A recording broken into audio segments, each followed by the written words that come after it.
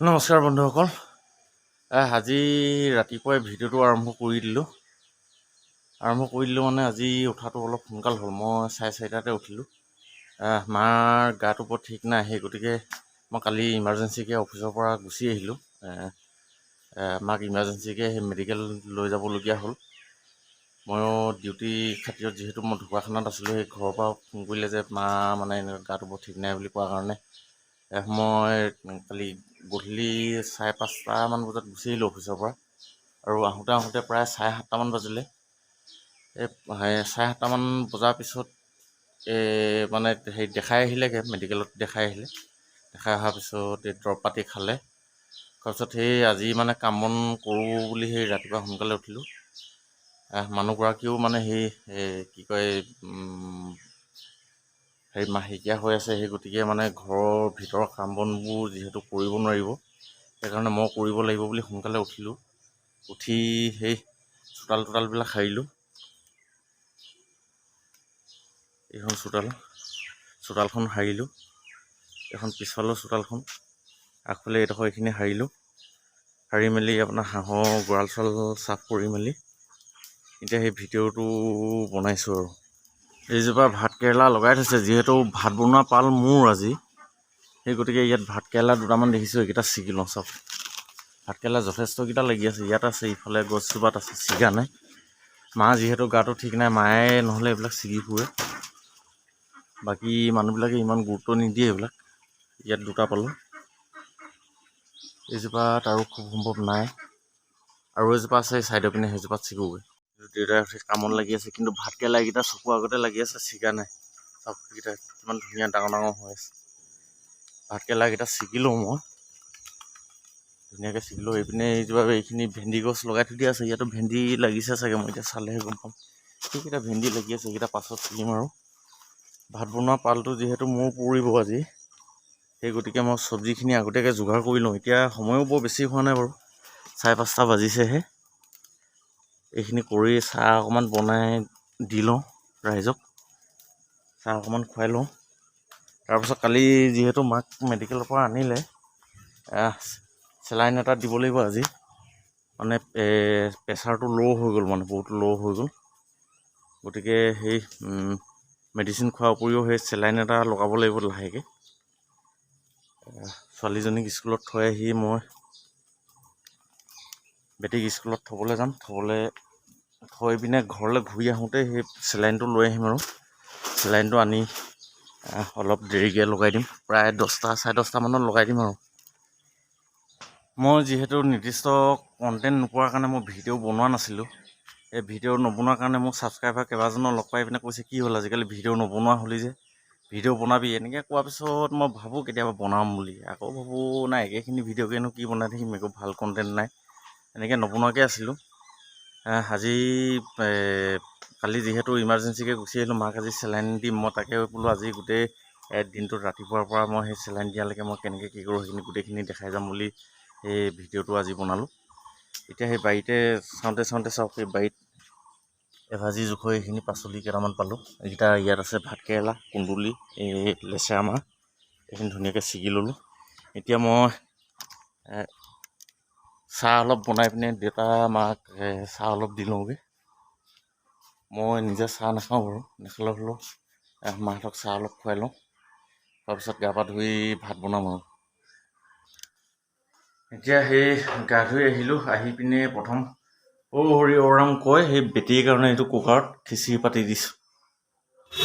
এতিয়া সেই আহি পালোঁ, ফাৰ্মাচীত পালোঁহি। ফাৰ্মাচীত পাই মাৰ কাৰণে মেডিচিন লৈ আছোঁ। এইবিলাক এইটো BNS, RL, পানপুটি, এইকেইটা গোটেইকেইটা মাৰিমগৈ। সেই তলত বাচন এটা আনি থৈছে, বমি কৰিছে, গেছ বেছি হৈছে, গেছ হৈ গৈছে পূৰা। ইয়াত এইটো আনি থৈছোঁ মই, কিন্তু গেছৰ কাৰণে পান আহি, এইটো অকণমান দেৰিকৈ মাৰিম। এইটো আকৌ বমিৰ কাৰণে আনি থোৱা আছে ইমিগ', আৰু এটা লগত আৰু এটা চেলাইন আছে, এইটো DNS,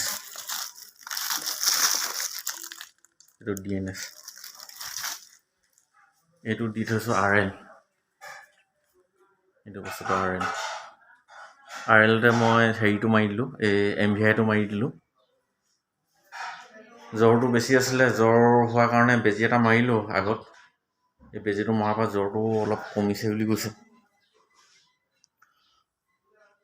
জ্বৰটো নাই এতিয়া। এইটো পানফুটি ইনজেকশ্যন। এইটো মই ডিজলভ কৰি ল'লোঁ। ইয়াত ডিষ্টিল ৱাটাৰ যিটো থাকে পাউডাৰ ফৰ্মত আহে, তাৰ লগত আপোনাৰ এইটো ডিষ্টিল ৱাটাৰ এটা আহে। এইটো দি পিনে মই এইটো মিক্স কৰি ল'লোঁ, ডিজলভ কৰি ল'লোঁ। এইটো এতিয়া দিম, এইটো IV মাৰিম এতিয়া। এই হেৰিয়ত যিডাল হেৰি আছে, পাইপ আছে আপোনাৰ, এই তাতে দি দিম এইটো ছাইডত। এইখিনি এতিয়া যিহেতু মই অকলে ভিডিঅ'টো কৰি আছোঁ, সেইটো কাৰণে দেখুৱাত অসুবিধা হ'ব, নহ'লে মই কেনেকৈ দিওঁ সেইটো দেখাব পাৰিলোঁ হয়। বাৰু সেইটো দি লওঁ। মাক সেই পান IVটো মাৰি আজৰি হ'লোঁ। এতিয়া অলপ টোপনি গৈছে, গাটো খুব সম্ভৱ অলপ ভাল পাইছে, সেইটো কাৰণে টোপনি গৈছে অলপ। চেলাইনটো আধা শেষ হৈছেগৈ আৰু আধা বাকী আছে। আৰু এটা DNS যিটো আছিলে সেইটো দিবলৈ বাকী আছে। DNSটো চাই লওঁ, আজি দিব পাৰোঁ নিদিব পাৰোঁ। আজি নিদিলে কাইলৈ দিম আৰু, নহ'লে পিছবেলা হ'লেও দি দিম। এতিয়া চাই লওঁ, যদি গাটো যদি ঠাণ্ডা লগা নাই বুলি কয় তেতিয়া হয়তো আজিও দি দিব পাৰোঁ, ঠিক নাই। এতিয়া আপোনালোকে অলপ জানিব বিচাৰিছে নেকি, অকণমান আগ্ৰহ কৰিছে নেকি বাৰু? মই মানে হেৰিটো চেলাইনটো বা বেজীটো কেনেকৈ মাৰিবলৈ শিকিলোঁ। মানে কালি ডাক্তৰক দেখাইছিলে যদিও তাত চেলাইন লিখি দিয়া নাছিলে। টেবলেট আৰু মানে ভিটামিনৰ হেৰি এটাহে দিছিলে, জুলীয়া এটা দিছিলে, ভিটামিন এটা। মইহে সেই ৰাতিপুৱা চেলাইন 2টা, তাৰপিছত আৰু পান IV এনেকৈ কৰি পিনে দিলোঁ, আৰু জ্বৰ উঠাৰ কাৰণে ডাইক্ল'ফেনাক এটা মাৰিলোঁ। এইখিনি হয়তো মানে মোৰ এক্সপিৰিয়েঞ্চৰ ফালৰ পৰা মানে এইখিনি কৰিলোঁ। মোৰ বন্ধু বান্ধৱ প্ৰায় সংখ্যকে হয়তো জানে, মই হাই ছেকেণ্ডেৰী পাছ কৰাৰ পিছত ডিপ্ল'মা ইন ফাৰ্মাচী কোৰ্চটো কমপ্লিট কৰিলোঁ আছাম মেডিকেল কলেজৰ পৰা। সেইটো কমপ্লিট কৰি মই আপোনাৰ প্ৰথম আছিলোঁ নাগিনীজান টি ষ্টেট মৰিয়নি, তাত কৰিলোঁ প্ৰায় 4 মাহমান তাত চাকৰি কৰিলোঁ। কৰি পিনে আহিলোঁ আপোনাৰ হেৰিয়ত যোৰহাটৰে তিয়ক টি ষ্টেটৰ এটা ব্ৰাঞ্চ ডালিম খনিকৰ বুলি, সেইটো তাত কৰিলোঁ প্ৰায় আপোনাৰ 4.5 বছৰ হস্পিটেলত। 4.5 বছৰ কৰাৰ পিছত মই ষ্টেট গভৰ্ণৰ চাকৰি পাই পিনে মই সেই চাকৰিটো ৰিজাইন দি পিনে গুচি আহিলোঁ। তেতিয়া হয়তো মানে পেচেণ্টবিলাক আমি ট্ৰিটমেণ্ট কৰিবলগীয়া হৈছিলে। ডাক্তৰ থাকে, ডাক্তৰ নাথাকিলে ডাক্তৰৰ এক্সেঞ্চত মানে ফাৰ্মাচিষ্টে গোটেই মেডিকেলৰ ট্ৰিটমেণ্ট কৰিবলগীয়া হয়।